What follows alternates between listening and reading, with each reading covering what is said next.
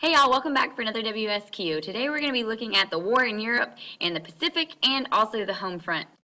The essential question that we're going to study today is how did participation in World War II transform American society and lead the U.S. to a position of global political and military leadership? Spartan historians will analyze the reasons for and the results of U.S. diplomatic, economic, and military initiatives in North America and overseas. And Spartan historians will analyze how ideas about national identity changed in response to involvement in international conflicts and the growth of the United States. As you watch the video, make sure that you answer the guided questions provided, making sure that you pause or rewatch the video in order to answer these questions. When the video ends, go ahead and summarize the main points of the video. These are going to appear as bolded and underlined words and as specific vocabulary on your WSQ sheet. And then make sure that you finish by asking one question, something you're still confused about, a general question, or a discussion question to bring to class. The attack on Pearl Harbor was the first thing that's got the Americans really involved in World War II. It had damaged American naval bases and also Navy ships by a whole bunch. And by the time that the Americans are able to get involved, the Japanese had taken over a lot of the American islands in the Pacific, starting with the Philippines. They took over the British stronghold of Singapore, and they were starting to gain the oil reserves that were going to be necessary in order for them to be successful. The Allies were not expecting the Japanese to be as formidable as they were. In December of 1941, General Douglas MacArthur had struggled to hold on to the Philippine Islands. The Japanese were destroying them and coming in and destroying all their fighter planes. The U.S. forces ended up falling to Japan at an attack on December 22nd and were forced to walk from Manila to the Bataan Peninsula. In the Bataan Death March, the Japanese essentially made about 7,000 plus American soldiers walk from Manila to Bataan, 55 miles up the peninsula. The Japanese were quickly taking over the Pacific, and at this, the Americans kind of lost hope in the Pacific Ocean. They needed a positive outcome from the Pacific in order to exonerate their position in the rest of the world. General Doolittle had led a successful raid on Tokyo, showing that we did pose a threat, and we were also able to stop the Japanese at the Battle of Coral Sea. In order to stop the American military advances, the Japanese knew that they were going to have to take on the American naval power, which is one of the greatest navies in the world. The Japanese really wanted to do this by engaging the Americans in a large naval battle at Midway Island. Americans had cracked the Japanese code, though, and knew that the Japanese were coming and the date that they were going to come as well. The Americans were on the offensive when the Japanese launched their first air raid, and they were able to follow them back to their carriers and break through the lines of defense, and ultimately leading to the Battle of Midway being American victory. Now, the Battle of Midway had really changed the balance of power in the Pacific. Previously, the Japanese had been on the offensive. Now they were kind of being on the defensive. Americans started wanting to go island by island, trying to get as close as they could to Japan. They called this island hopping. Americans wanted to take over the Solomon Islands off of the coast of Australia because Australia was still a colony of the British. They wanted to also protect the Australians because they were helping us fight off the Japanese. They needed to capture the island of Guadalcanal that had an airfield that the Japanese built. They had a bunch of little small victories until the Japanese ended up leaving the island. MacArthur wanted to fulfill his promise to return to the Philippines after the Japanese had taken over. The Allied forces had fought the Japanese all the way back to the Philippines, and now they knew that they wanted their colony back. American forces used their massive number of ships to overwhelm the Japanese forces.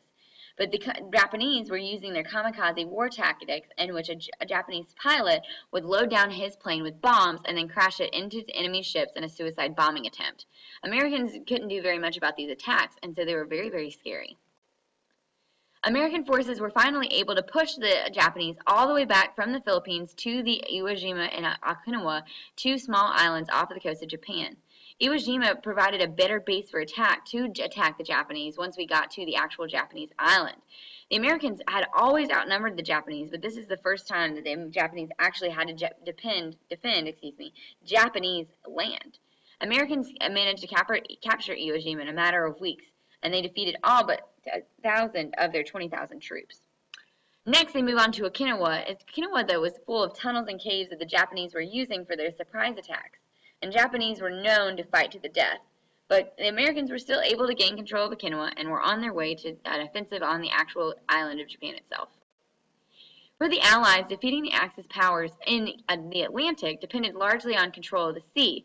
Germany had continued to use U-boats in the Atlantic Ocean, and they posed the biggest threat to the Allied powers through their use of unrestricted submarine warfare, similarly to the things they did during World War I. The U-boats would attack in large packs at night, and they were hard to see, so this made them very effective.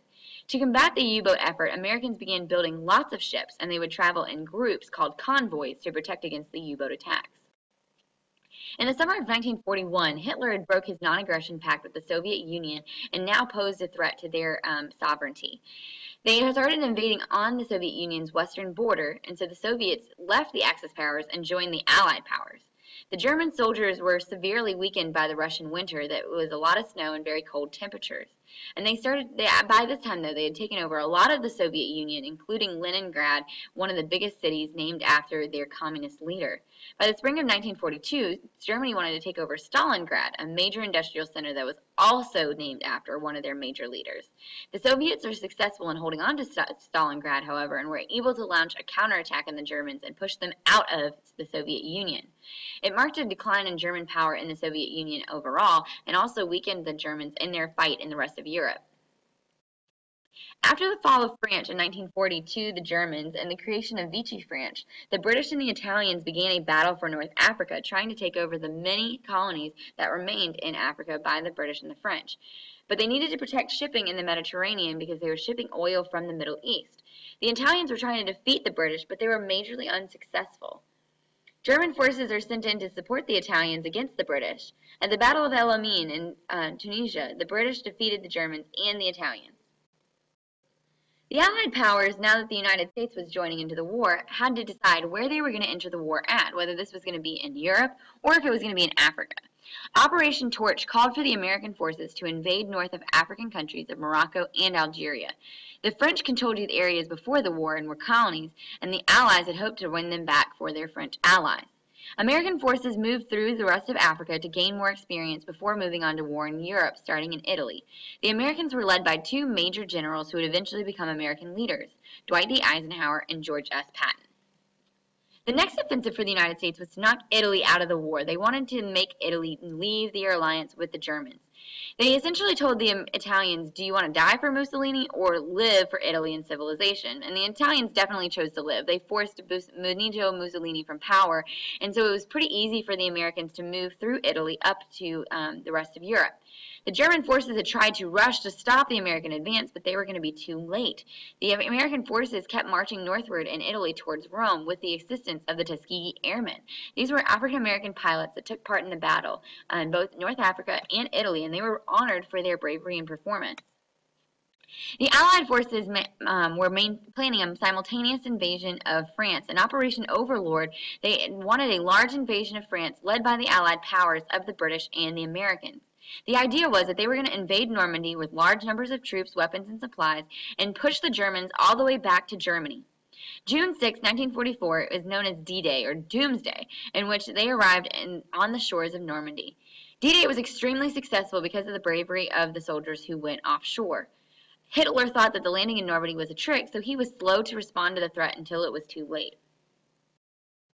The world thought that Germany was close to defeat at this point, but the Germans wanted to not go out with a fight, and so they responded with their surprise attack at the Battle of the Bulge. Battle of the Bulge might be familiar from the same World War I.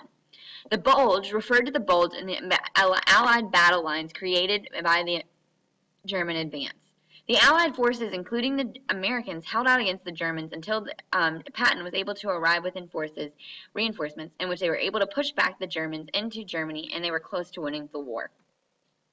Back at home, Americans were building victory gardens, rationing, and doing scrap drives, and buying war bonds in order to protect the war effort. Women started planting victory gardens as a way to conserve food for the troops. Many Americans were practicing meatless Mondays and using their own homegrown foods so that they could send more food to the troops. The United States also began rationing and limiting this amount of a certain product that each individual could get. Many families started a rationing program in their local grocery store and could only buy certain products. Also, they held scrap drives and rationed gasoline to help collect some metals or other materials that would be helpful for the war effort. The government also was selling war bonds in order to save money for the war effort without having to raise taxes as high. They used propaganda in order to encourage people to buy these war bonds. The War Production Board was also created in World War I and made a reappearance in World War II. It was an agency that involved the war effort to make sure that the military got the products and resources that they would need in order to be successful. The government spending during the war drastically increased, which is what a lot of people claim led us out of the Great Depression. The Office of War Information was in charge of propaganda. They'd produced dozens of posters and also, with the addition of film, movies during the war that stressed this positive attitude in the action that were playing on people's fears of Germany and also showed the consequences of improper actions. For example, one of the most famous slogans was "Loose lips sink ships."